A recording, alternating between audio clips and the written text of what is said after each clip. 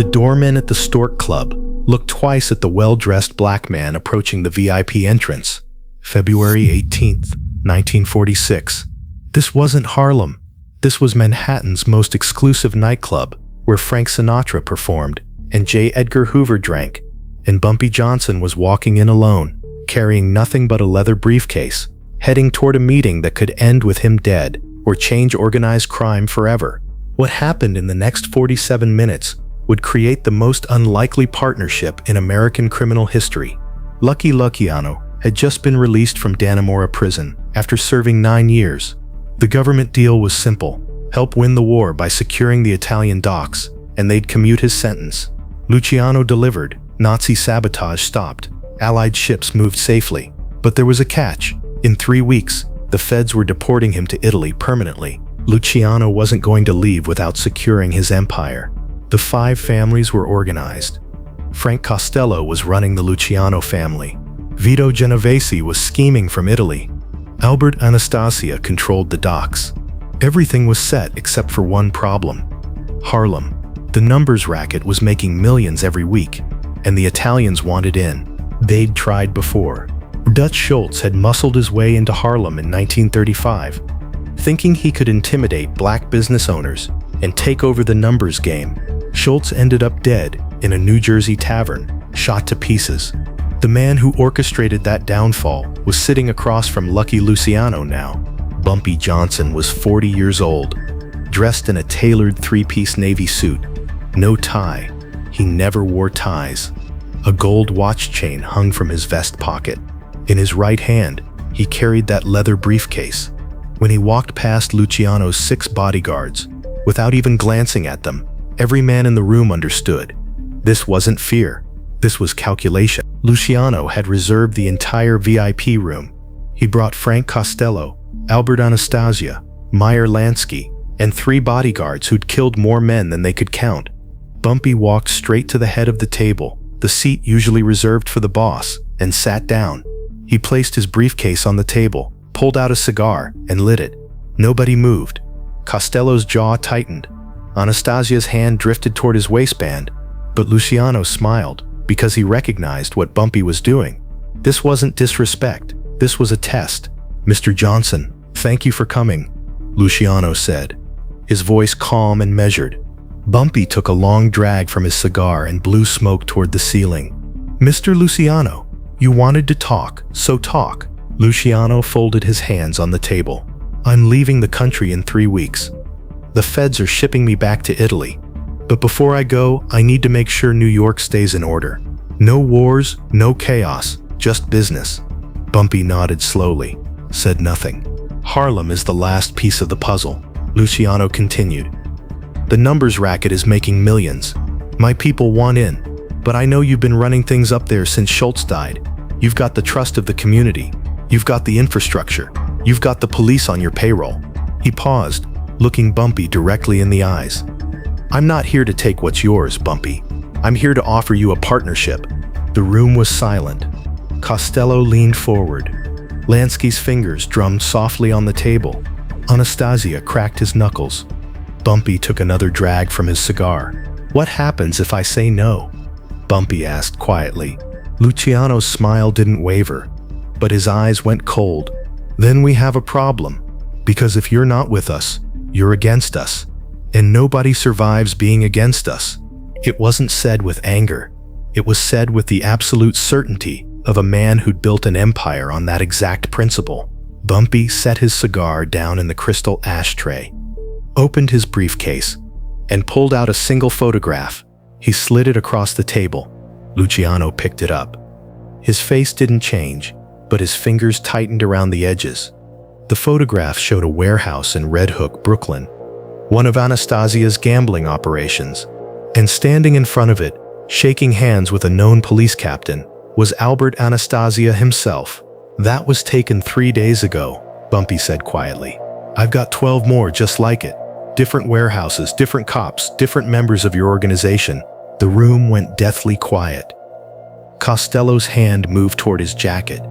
Anastasia stood up halfway out of his chair, but Luciano just stared at the photograph. Then at Bumpy. "Are you threatening me?" Luciano asked. "No," Bumpy said. "I'm showing you respect, because I could have sent these to the district attorney. I could have sent them to the newspapers. I could have burned your whole operation to the ground before you even knew I had them. But I didn't." He leaned forward. "You came to Harlem asking for a partnership, but a partnership means equals, and what you just offered me wasn't a partnership. It was a takeover with a smile." Luciano set the photograph down. For the first time since Bumpy entered the room, he looked genuinely impressed. "So what do you want?" Bumpy picked up his cigar, took a slow drag, and let the question hang in the air. "You want what Schultz wanted, what every Italian crew that's ever looked at Harlem wanted. Control. But you can't have it. Not because you're not smart enough. Not because you're not strong enough. Because Harlem isn't yours to control." He pointed toward the window, toward the lights of Uptown. "You know why Schultz failed? Because he thought black people were stupid. He thought we'd just hand over our money and say thank you. He thought muscle was enough," Bumpy continued. "But Harlem doesn't work that way. You need trust. You need respect. You need to be one of us. And you'll never be one of us. But here's what I will do." He leaned back. "You asked for 40%. You can have 10% of the profits, not as protection money, as a service fee. You provide banking support. We need clean money to pay winners when the heavy numbers hit. You provide legal help when our runners get arrested. In return, you get 10% of the net." His voice dropped an octave. "And one more thing. You never, and I mean never, send your people into Harlem to collect. You want your money? You send a courier to my office. I'll have it counted, wrapped, and ready. But your soldiers don't patrol my streets. Your guns don't show up in my neighborhood. Harlem stays black. Harlem stays mine. That's the deal." The silence that followed was absolute. Meyer Lansky broke it first. He turned to Luciano. "Charlie, that's actually a smart play. 10% for essentially no risk, no overhead, and no exposure. It's clean money." Anastasia wasn't convinced. "And what's to stop him from cutting us out once we set up the banking?" Bumpy answered before Luciano could. "The same thing that stops you from trying to take Harlem by force. Mutual assured destruction. You try to cheat me, those photographs go public, and your political protection evaporates. I try to cheat you. You come after me with everything you've got. We both lose, or we both get rich. Your choice." Lucky Luciano stared at Bumpy Johnson for what felt like an eternity. Then slowly, he started to laugh. Not a mocking laugh, a genuine one. "You know what, Bumpy? Schultz was an idiot. He should have talked to you first." He stood up, extended his hand. 10%, banking and legal support, no soldiers in Harlem, and you deliver the money monthly. Bumpy stood, shook his hand, one firm grip. "We have a deal." Frank Costello exhaled. Meyer Lansky smiled. Even Anastasia sat back down, the tension bleeding out of the room. Luciano held onto Bumpy's hand for an extra second. "Let me tell you something, Bumpy. I've done business with presidents, cops, union bosses, killers, but you're the first man who came to my table and told me no without pulling a gun. That takes guts or stupidity. I haven't decided which yet." Bumpy smiled, a rare, genuine smile. "When you figure it out, let me know." 3 weeks later, Lucky Luciano boarded a ship to Italy. He never returned to American soil, but the deal he made with Bumpy Johnson held for the next 22 years. The numbers racket flourished. Bumpy paid the 10% like clockwork. The Italians provided banking through legitimate fronts. When Bumpy got arrested in 1951 and sent to Alcatraz, Frank Costello personally made sure his family was taken care of. When Bumpy walked out of prison in 1963, the deal was still intact. That meeting at the Stork Club became legend in organized crime circles. Not because of violence, not because of threats, but because two men from completely different worlds sat down and found a way to do business without destroying each other. Luciano would later tell associates in Italy, "Bumpy Johnson was the smartest gangster I ever met, and the most dangerous, because he didn't need me to respect him. He demanded it." Bumpy never talked publicly about the meeting, but people close to him said he kept that photograph of Anastasia in his office for the rest of his life. Not as a threat, as a reminder. Power isn't about who's willing to pull the trigger first. It's about who's smart enough not to. February 18th, 1946. 47 minutes. No shots fired. No blood spilled.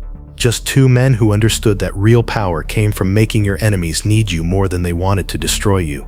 Bumpy Johnson had walked into Lucky Luciano's private club, unarmed, and walked out with something more valuable than any gun. A partnership that proved respect was more powerful than fear. Negotiation was more effective than violence. And sometimes the best way to win a war was to make your enemy your business partner. The deal they struck didn't just change organized crime. It proved that in America, if you were smart enough, strategic enough, and fearless enough, you could sit at any table, even when that table was surrounded by men who'd killed for less than the respect you demanded. One handshake. 22 years. A partnership that survived wars, arrests, deportations, and deaths. All because Bumpy Johnson understood something that most gangsters never learned. The most dangerous weapon wasn't a gun. It was making yourself indispensable to your enemies. Lucky Luciano controlled 5 families, hundreds of soldiers, and millions of dollars. But on February 18th, 1946, he learned that Ellsworth Bumpy Johnson controlled something more valuable, himself. And in that control lay a power that couldn't be bought, stolen, or destroyed. The Stork Club returned to normal operations after they left. Frank Sinatra performed for the evening crowd. J. Edgar Hoover enjoyed his usual martini. The city's elite resumed their conversations about politics and business. But 200 blocks north in Harlem, and across the harbor in Italy, 2 men had just rewritten the rules of American organized crime, without firing a shot, without raising their voices, without anyone even knowing it had happened, just by proving that sometimes the most powerful move is the one nobody sees coming.